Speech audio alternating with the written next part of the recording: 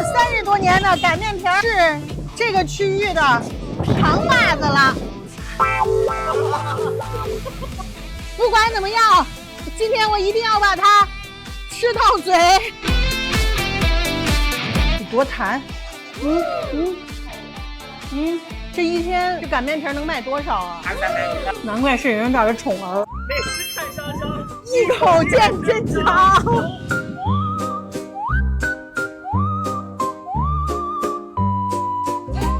看我这一身水，但今天有一个好处，就这会儿我们来的晚，可能是不用排队了，人家1点了。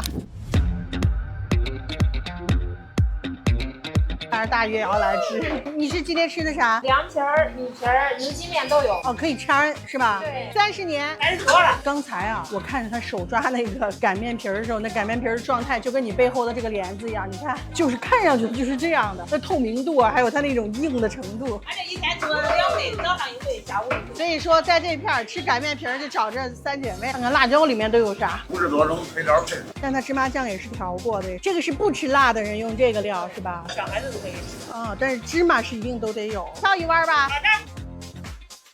料汁儿、蒜汁儿，这是啥？大料水。这擀面皮儿一定得给它拌好才行。哦呦，就是这红油一看就诱人，我这筷子接触到它这个面皮儿啊，就能感觉到它的筋道。你看，多弹。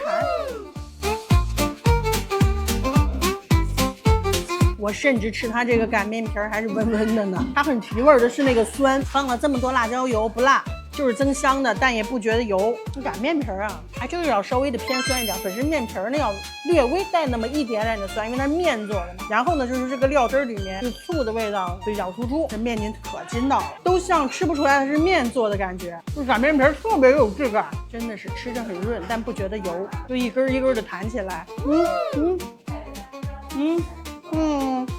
就是这么均弹，终于吃上了这个张姓擀面皮儿了。总是听说，然后选了一个这么风调雨顺的天气来了。不用排队了。这平时的话，就是队要排出去。哦呦，这口汁儿才过瘾呢！整个的味道就是酸味比较突出，但是呢又不那么锐利，最后嘴里就剩下了香和酸。它属于那种第一口没有惊艳。哎，你说他生意这么好，说第一口特惊艳没有？这就说明什么了？他没有用那种奇奇怪怪的那种调味料，但它属于那种越吃越香、越嚼越香的。我再抬头一看，它这光凉调的就有5种，然后呢还都可以热炒。天气好喽，200-300斤的，天气不好就是100斤。论斤呢，就是擀面皮儿就是200-300斤，面筋是手工的。那咱就唱一碗面筋。可以。可以。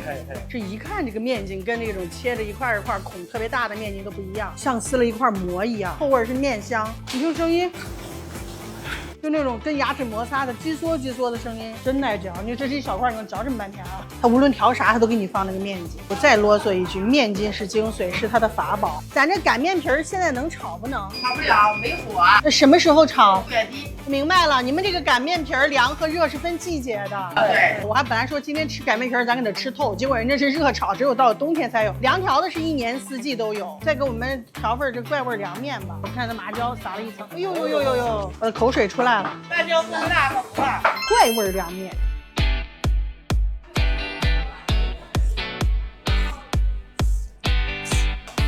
它辣椒给我夹的太谨慎了，其实可以再来一点。我这个味儿是不一样的调的，然后麻椒的香味儿很有味儿，特别好吃，酸、辣、甜，调出来的味道就是怪味儿，没有很重的甜味儿，还是这个怪味儿凉面更有味儿。吃这个宝贝的面筋，啥口感吧？我跟你说，吸了这个汤汁之后，您吃过那种小包装的那种素鸡，就是那样的口感了，很紧实，很筋道。它这个辣椒，你看着可红是吧？不辣，就是香的。如果你能吃辣，然后专门给它浇在，给我来点辣的辣椒，可像我在四川吃的那个怪味鸡的调味儿。但是啊，入口还是清爽的。我觉得凉面比它的擀面皮好吃，尤其这个凉面里面的这个面筋是真好吃，难怪是人这儿的宠儿。就但凡啊能开很多年，生意还很好，它一定有它的制胜法宝。